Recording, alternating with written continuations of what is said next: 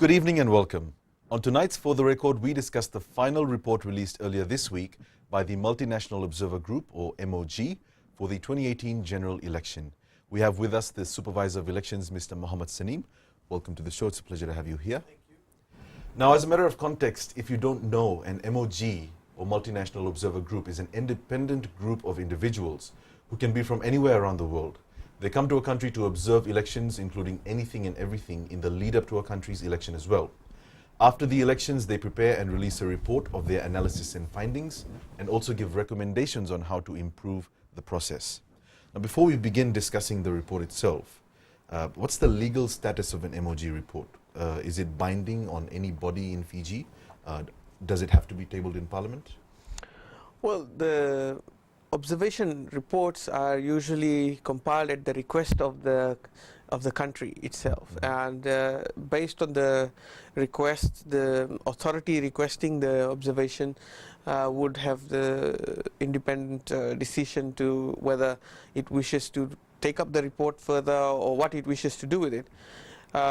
In terms of election management bodies, these reports are usually our baselines for the reviews as well as for future developments of the election environment. So I think traditionally in Fiji 2014 the report was in Parliament, and the Electoral Commission and the Supervisor of Elections joint report, which is to be tabled in Parliament, will have the final report of the Multinational Observer Group is an annexure to that report. So that's there, and I think there was a press release from the minister yesterday in which the minister indicated that the report will be tabled in Parliament. So for Fiji, the report will be tabled in Parliament, which means it's going to be given a very high level of importance, and of course we'll see how Parliament treats the report from there. Well, the MOG report commended the FEO for providing grounds for a free and credible election, but what did the FEO take away from the 2018 general elections? We have our own report, which is the Supervisor of Elections report of the 10th of January. It's roughly 120 pages. That sets the framework of just compiling what the FEO did to get to the 2018 elections and how we delivered it. And as we speak, in this period until May this year, the FEO is in comprehensive review mode, and we will be making our own plans after. Of course, the MOG report gives us some good indicators and gives us some good options to take, and we will then take that from there. So, considering the report that you've drawn up, what were some things that was recommended by the MOG report in 2014 that you inculcated this time in the 2018 general elections? I think we counted roughly 20 out of the 38 report recommendations from 2014 that we had implemented in the 2018 election, and I think some of those things were quite obvious, such as the actions we took in relation to the disability groups. We simplified a lot of things for people to understand. There were a significant number of trainings that we conducted, demonstrations that we conducted. Ziad, overall, there has to be a continuous upgrading of knowledge on elections, particularly those stakeholders who are quite vocal in the media, those who are vocal on social media.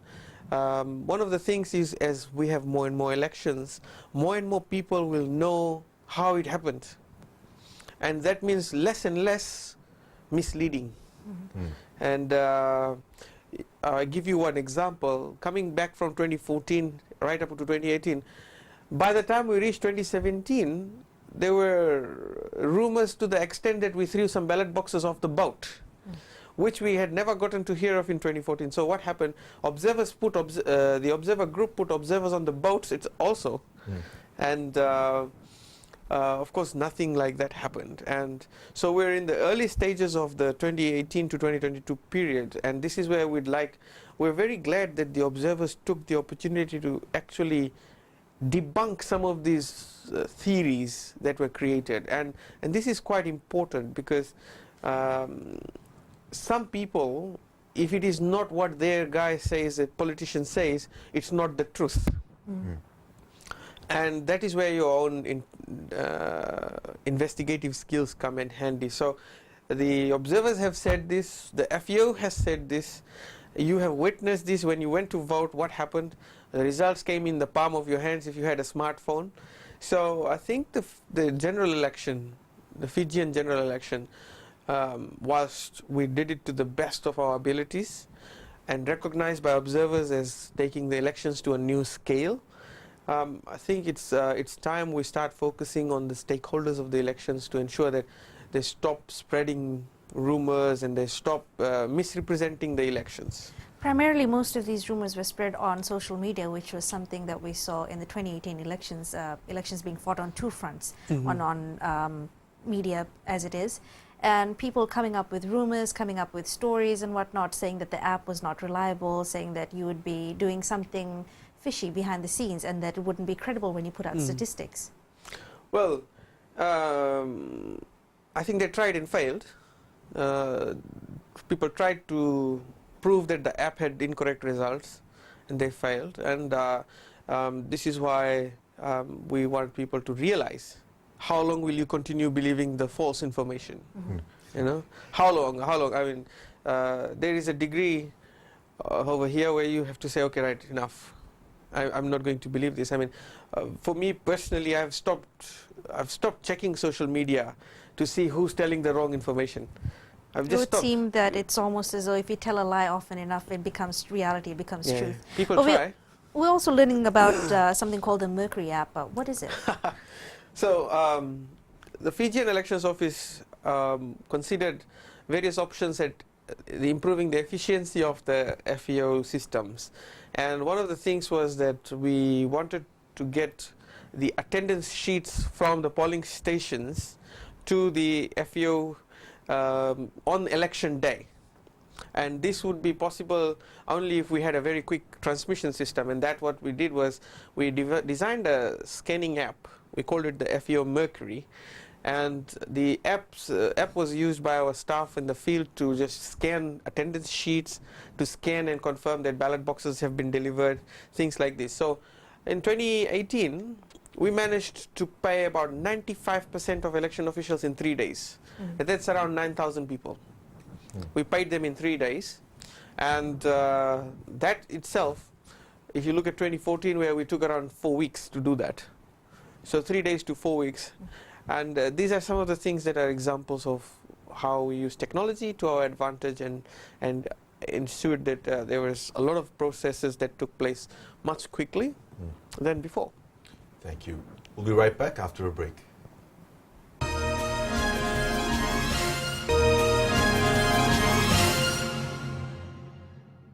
Welcome back. Now, Mr. Saneem, one of the biggest notable improvements that had everyone talking was accessibility into information during the 2018 general elections, which was done through the results app. And everyone can generally agree that it did make things easier. Can you share with us some statistics? How many people downloaded the app? How successful was it for the FAO? Well, one of the reasons why I came up with the idea for the app was to remove this anxiety around elections, to remove this anxiety, because there was a lot of discussion. I mean, particularly Narumbe wrote a lot of articles in the newspapers creating distrust, and the leader of Sodelpa, who's the leader of opposition, also wrote a few articles. And what I was worried about was that these sorts of articles that are unfounded on any particular merit or fact or argument was just designed to just keep the public on the edge that, oh, something's not right in these results. So the app was very useful in this regard. And of course, I mean, sitting at home or wherever you are, you get results, ting ting, it's coming. And we trialed it. A lot of countries don't have this facility of result announcement, and because of our defined election environment, we are able to do something like that. And it was very useful. I think roughly, I'll just have to look at the report. In terms of the app, the downloads in Fiji on Android phones went around 65,490 plus. And this is just between The 12th of November and for roughly 19th of November. Okay. So it went up about 4,800%. That's the download and install. And around 11,000 installations on the iPhone itself. So a huge number of downloads of the app around those times. And of course, we presented the results for provisional results, and then we presented the final results. And then once the petition in the High Court was completed, the process was completed, we were able to restructure the data based on the boundaries of government, you know, east and west and northern. However, the app, I think, is a useful tool, particularly where we knew because of the Saturday elections, a lot of the results would have come up in late form, and people would have said, oh, there's some changes and things. I mean, there were some arguments to that effect, but nobody would believe those arguments because the counting was done the same night. Polling agents were there, about 400 of them were there. And then the counting happened and finished, and then the results were being gradually uploaded as we went through. And then once we finished the Saturday elections, then we went into overdrive, and by Saturday we were ready at 3 o'clock to give out the final results. If the voting didn't happen on Saturday because of the bad weather, we could have had a situation where the final results of the election were known on the Friday. And imagine for a country in Fiji, nobody would have expected to be ready on Friday. Right. So if you look at Saturday, we finished our data entry of all the results just overnight. Well, let's look at some of the recommendations that have been made by the MOG in their report. One was notable, a lot of people actually did comment on this, was the removal of restrictions on party identification in election material, saying that it created some sort of confusion. And even though the FEO had stated that it was simplifying voting, one vote, one person, and you just know the person's face, you have the number, and then you just go and either tick, circle, or cross on that. They said that it could have impacted probably voting in remote areas. Yes. There is so we are still, this is very early days of the MOG report, we're still doing some analysis, but there's several things that come out of this recommendation. I mean, unspoken language in there is that there's some deficiency in the campaign itself. If you are campaigning in the general election and a voter steps up and says, I don't know which party you belong to, I do not know which party my candidate belongs to, there's serious questions being raised about how the campaign itself was done. And I'm sure the academics of this country would probably be interested in doing some compilations to see which party campaigned in which areas. And whether 100% of the country was covered in campaign. I mean, it was no secret that the election was going to happen in 2018. Right. It was also no secret that the election would happen between April and November. So if any party who was contesting the election had a good plan, they would have started the campaign to make sure that they reached the entire country, and then they were blessed with the delay. The election happened right up at the end of the deadline, which was 1 week before the deadline, and that means effectively the party had a bonus 6 months roughly to prepare. So I mean, the finding that MOG has, whilst it's got to do with administration, it's also telling us that MOG found that campaign was not probably covering the whole country. Interesting that you highlighted the campaign period, given that there didn't seem to be a defined campaign period. It wasn't actually set out from so-and-so date to so-and-so time. Any reason why that wasn't done? And is there something that could be done about it? Well, the law doesn't really specify what is the campaign period. It would really be helpful if the campaign period is specified. It would do away with all these campaign activities that are being done in between the cycle. Right. I mean, 2014 to 2018, we had a barrage of campaign right through, and then everybody said, we're not campaigning. Yeah. It was campaign, one but then was they said we're not one campaigning. notable one was the billboards going up, people saying that you know, that's inadvertent campaigning, it shouldn't be happening. Some were saying that government handing out grants and doing all the wirelessy set-top boxes, giving those out, Wi-Fi launches and all of that. That was some sort of campaigning. You saw all these high-profile ministers going out. Let me just say one thing. Very strongly, people need to realize that a politician who doesn't get to do it will always say the other one is campaigning. And if you start to confuse usual government activity and start to label it as campaign, that's very problematic. Because we did have Mr. Kayyum on for the record, and we did ask him whether or not those billboards, like who was paying for those billboards, and he made it very clear that they were being funded by Fiji First Party and not government funding. Regardless of that, because I'm focusing on another matter, which is to say that we should not blur government activity as campaign. Okay. This is a problem in our country which requires a good amount of understanding.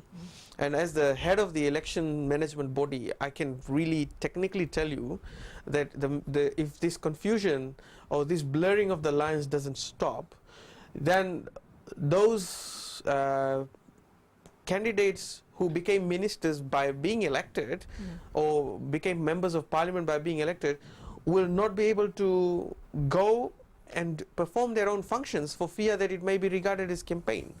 So it's you could say in levels of maturity it would be immature to start saying those things. It needs to improve, it needs to change. This is important, and I'm standing right now. We are in the beginning of the next cycle, and I'm putting these things forward because lessons learned not only from MOG but lessons learned by the media, lessons learned from, as you said, your own experiences conducting the debates. So these are things that we saw that were not right in the last election. Thank you. And that needs to be improved. Thank you. We'll be right back after another break.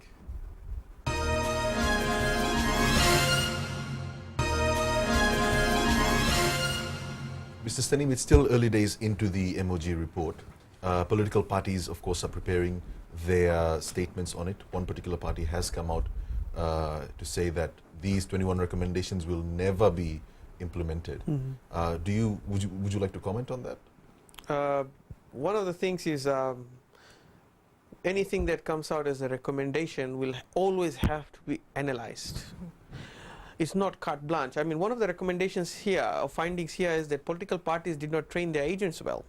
MOG said that the agents didn't know what to look for. Right?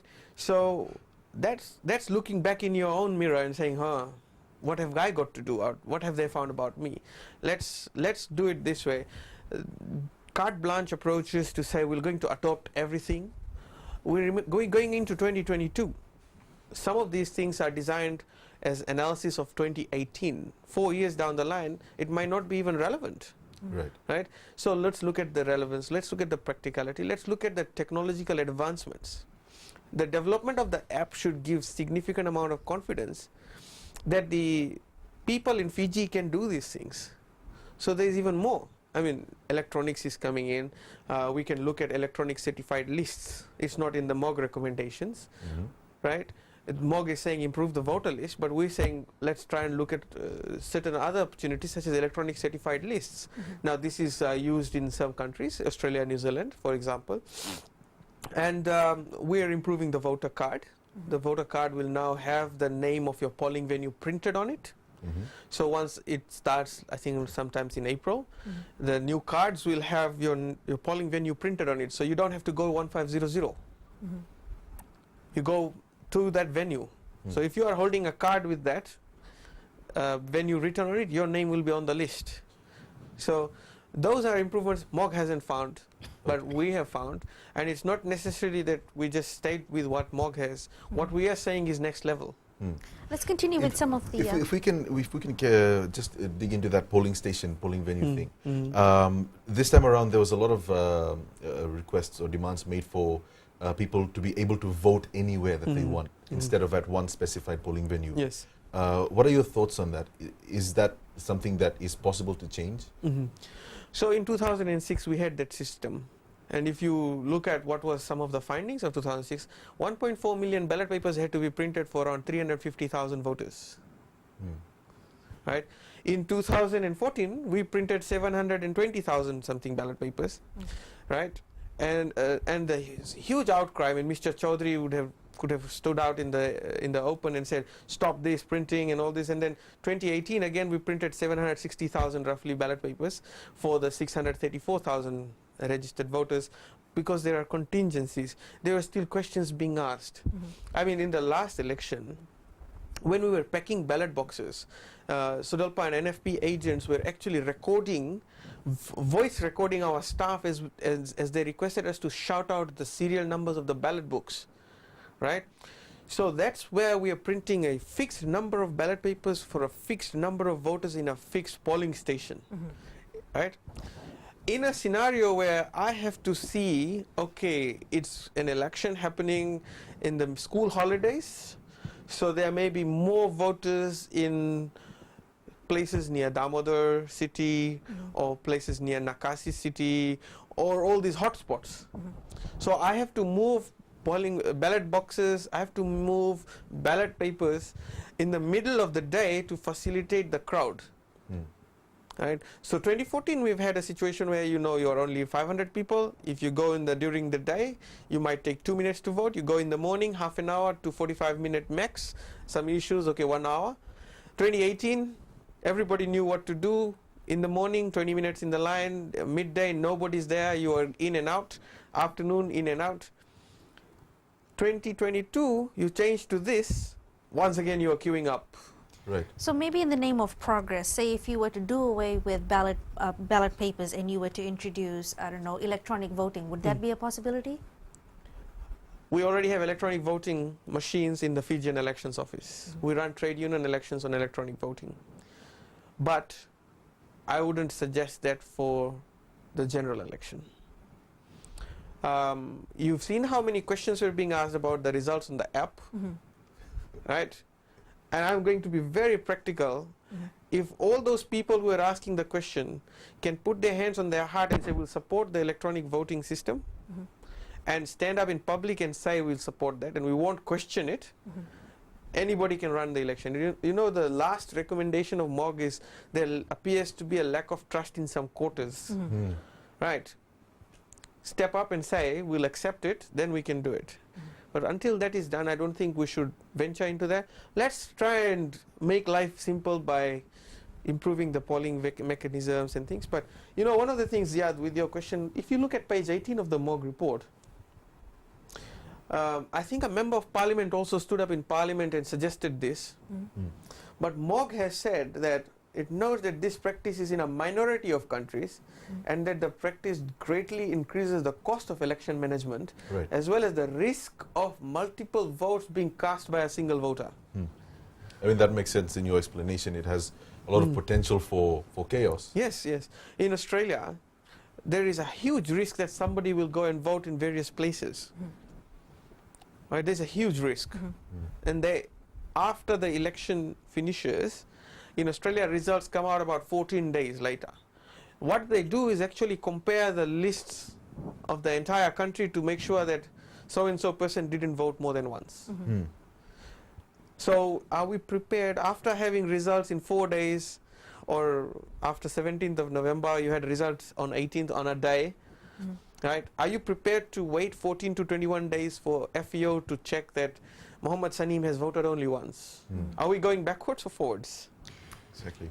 Well, moving forwards, let's look at another one of the recommendations that was made regarding the legal framework, saying that the Section 18 of the Electoral Act needs to be reviewed. This is regarding to ensure rather the Supervisor of Elections, Registrar of Parties and the Electoral Commission can administer the law constructively, seeking compliance before redress with criminal investigation as a last resort. Now, this was, to some effect, it was in the 2014 MOG report as well. So if you can explain to us the relationship between the Fiji Elections Office and the Electoral Commission, and then the relationship and the dynamic between the Electoral Commission and the Minister for Elections. Oh, okay. Two different issues. I think she was asking about the Section 18, which is to do with the reporting of probable offences. MOG has taken a very administrative view in this matter.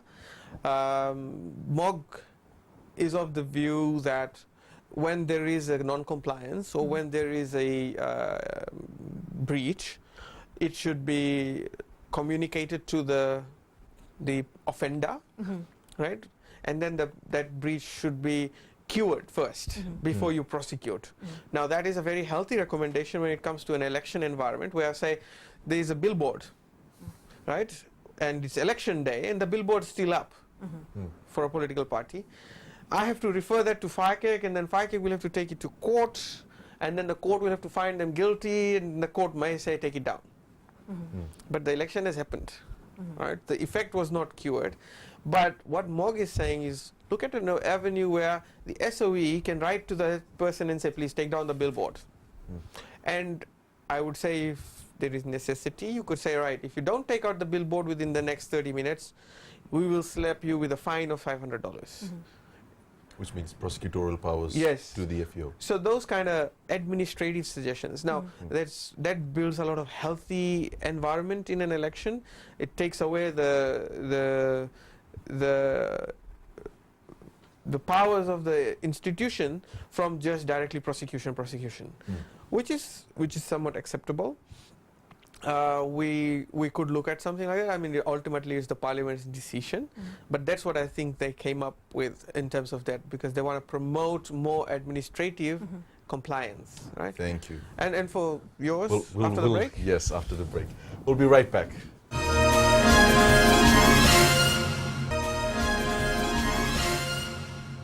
Welcome back. Now, Mr. Saneem, if we can get back to the relationship between the Fijian Elections Office, the Electoral Commission, the institutional standing and the capacity of the Commission, and its relationship to the Ministry. Well, yes.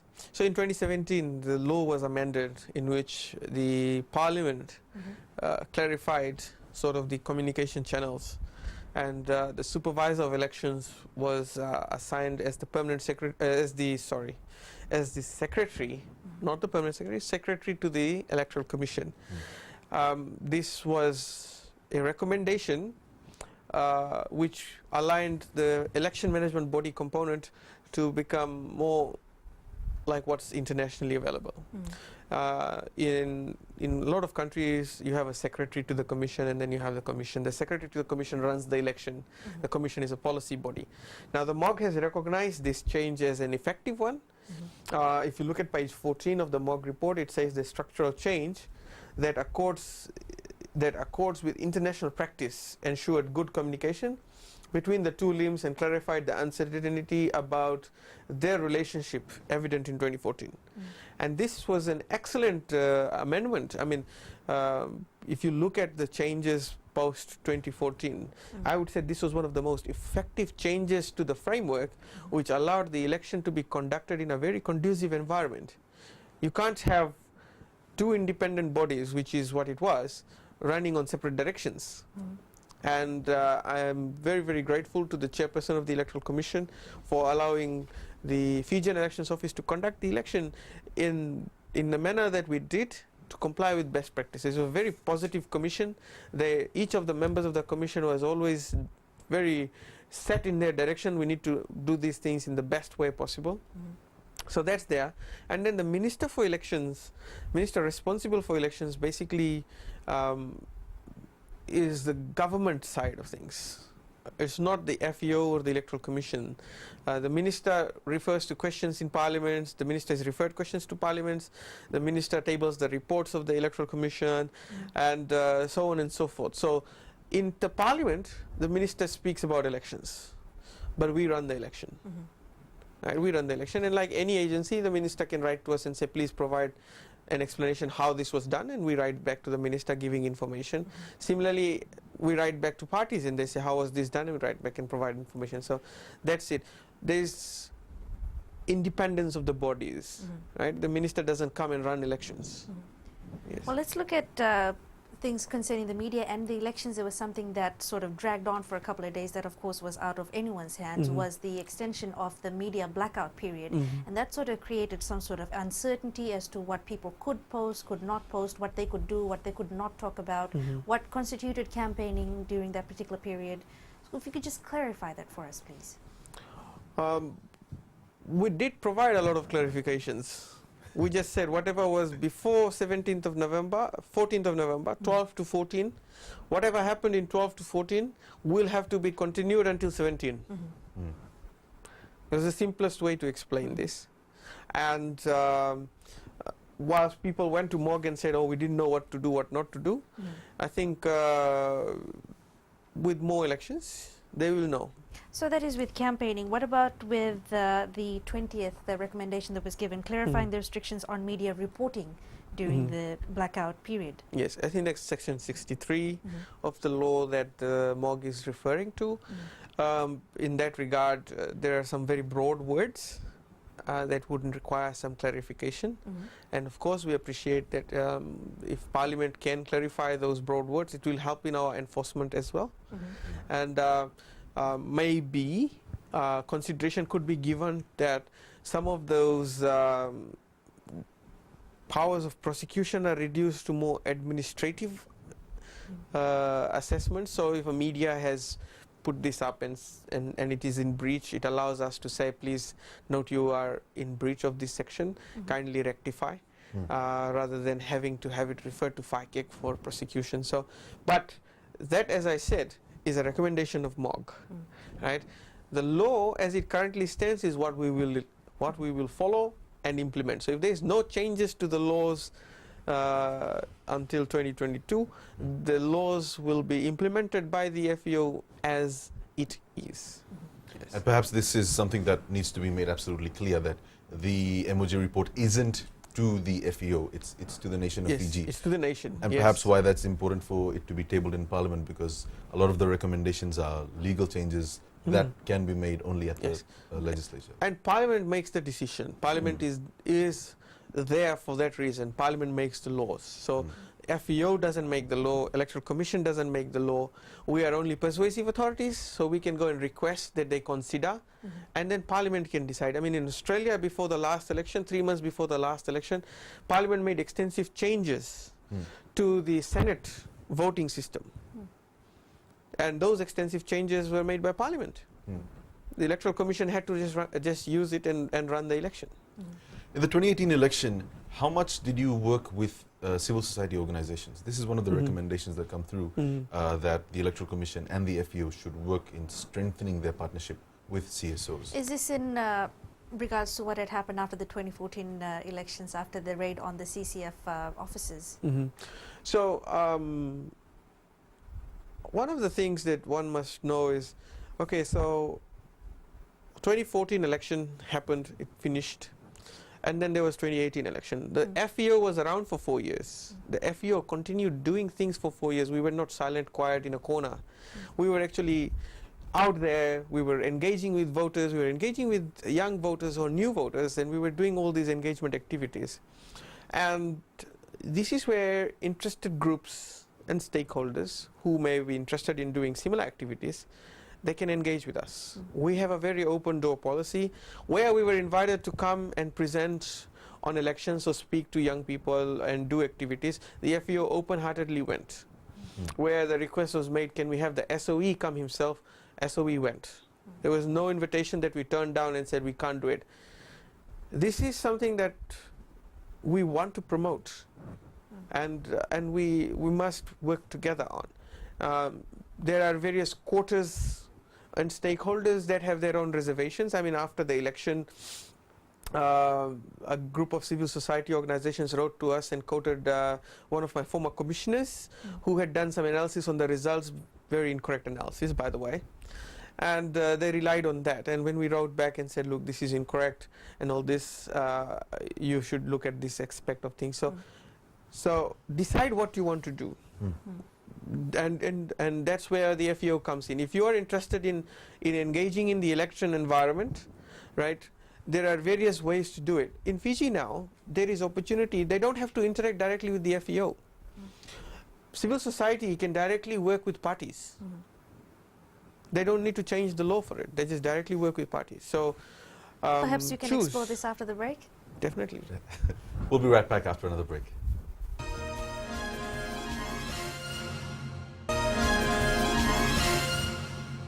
Welcome back.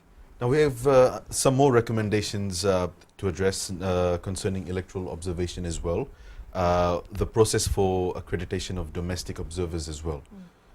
Could you tell us more about that? I think the MOG has conveyed its views on this, and they are recommending Fiji to consider this. What we said in 2018 to those who are interested is that election observation is not just I'll wake up this morning and start observing elections. You need to set up a framework, you need to have your own guidance documents, you need to have your own specialist trainings, you need to have your documents to back yourself up and propose a good case. Those civil societies that do observe elections in like Philippines or Malaysia or Sri Lanka, you will have to see their documentation is absolutely perfect in terms of what their terms are, reference are, how they'll do these things, how they handle themselves, what's their code of conduct, how will they discipline people who breach that. So these are some of these opportunities in the next 4 years for engagement and improvement. Well, there's one thing that I thought we should touch on because we haven't gotten to it just yet is recommendation number 9. It says that the EC or the Electoral Commission should develop and publicize procedures to ensure it can provide due process in considering complaints against the Supervisor of Elections and the FEO in line with Section 17 of the Electoral Act. There were some complaints procedures already published, but I think the recommendation comes generally from the fact that EC can have an open hearing for those, and there are no procedures for open hearings because most of the complaints that have come are administrative complaints that were dealt with on paper, and there was no need to call evidence and things like that. So of course we've got 4 years to do it.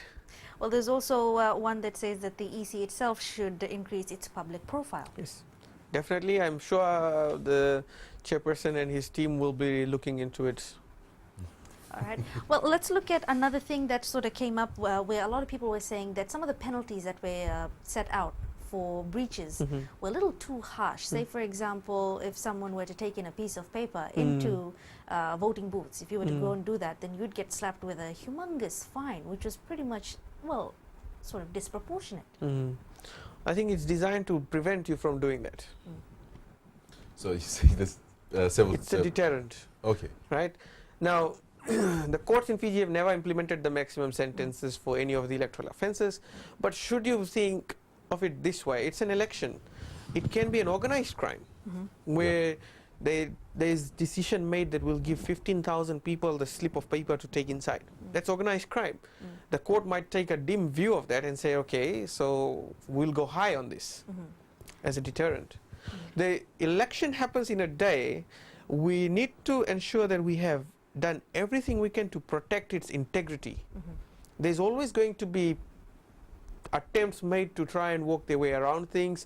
In a lot of countries, you always see political parties trying their best to either capture polling places or prevent polling officials or threaten polling officials and do all sorts of things. I mean, throwing mud at billboards in Fiji started some of these things, right? But those are some of those things that affect the integrity of the election. And at the end of the day, once the election is over, the people will look to the election and say, what was done to protect its integrity? Nobody will at that time say, oh, the penalties were not harsh enough. They will say, what was done? So you don't want to be there and then look sorry. So might as well have such laws that put in place this framework to deter people from affecting or impacting on the rights of people to choose a government of their own choice. Well, those are the recommendations. Let's look at what the FEO is going to be doing in the next 4 years. Well, we forever have dreaded question. Yes, I can understand. Some may question the fact that, well, there's not much to do in the next 4 years in the build-up to that, but of course that's not the case. You've mentioned that you're doing a comprehensive review. Is there anything else that's in the pipeline? Well, I think in 2018 we responded to a lot of those critiques that said they did nothing in the last 4 years. The 120-page report has got explicit explanations of things. We brought a lot of information delivery mechanisms, a lot of transparency in, and we'll continue to enhance this. As I said, the voter card is step 1 in our way going forward. Voter card 2.1 coming up with the polling venue written on the voter card, so you can't be lost on election day. You don't have to check 1500. Your name is printed on that card in that list. So those are some of the starting points, and of course we'll be releasing a few more things. That university curriculum is taking shape, so stay tuned for a full university, 2 units in the university on elections, so students can come out qualified to say I studied elections. And looking at the public profile of the FEO, I can understand that in the lead up to elections and even after elections, there may be still some that may say that they don't have full confidence in the FEO and its operations. Anything that PR skills, anything that will be done to sort of strengthen that? We can take a horse to the river, can't force it to drink. The FEO will always ensure that all its systems are transparent. All its actions are mathematical, so you can calculate it. And at the end of the day, it's about perception. It's all about perception. I said this to parties. I said, what if you win the election? Are you still going to claim that you won a bad election? Right? So that's a very heavy thing to say. And I mean, there are a lot of examples in the world where people have criticized heavily the election and then won. And now people say, he's not my president. Just quickly, before we wrap things up, one thing that a lot of people were talking about was the what they perceived as disproportionate votes being given to those who are currently in Parliament right now, saying that some got in with very low number of votes and that they didn't deserve a seat. I mean, it was very obvious. Like, for example, in some instances, a particular politician received 1,500 votes, and someone with 500 votes gets into Parliament. So, for the benefit of the public, could you please explain that? So, the election is like soccer. It's like soccer, and there are rules about it. There are offsides, and sometimes, players score goals by beating the offside rule. So same here for the election. There's a platform for the election. There are some strategies that you have to use. In our system, which is proportional representation system, it's the party's performance. If the party gains the votes, that is the highest number of votes in the country, the party is successful. The party wins the seats for itself. So if a party wins 32 seats, then that's it. The top 32 vote getters in the party will get in. So there may be some strong candidates, like in soccer you have Lionel Messi, right? And then there may be some weak candidates, right? So depends on the strategies of the party. Some parties say we'll all go out and get votes. Some parties say we'll go out and we'll promote someone to win the vote, the popular candidate. So similarly in soccer, Cristiano Ronaldo is always put in front because he scores a lot. Right, and then there are players who are good defenders who are put at the back to say hold the fort. So here you will see in Fiji it's a proportional representation system. It's the success of the party. If the party gets the most votes, it gets the most seats, and then whoever is a candidate in the party in order of ranking by the number of votes they got will get into Parliament. When they are all in Parliament, they are not there based on their individual votes they got. It's not a majority system like we used to have before in constituencies. They are there because they are under the umbrella of that party. And that party's vote should always be affected to that person and say, so-and-so is from this party. Oh, 217,000 votes or 227,000 votes, not 500. Because their 500 was because they worked for the party to get them in, and now they are there. So you look at the parliament, it's made up of 3 parties. It's not made up of 51 constituencies. It's made up of 3 parties in our parliament. Well, it's a pleasure having you on the show. Thank you for coming. Thank you very much. And by the time this goes to air on Sunday, there might be more political parties who come out with statements in relation to the MOG report. Yes. So perhaps in the coming days we'll hear more from the FEO. But we wish you all the best. Thank you. That's all we have for you tonight. Join us again next week. Good evening.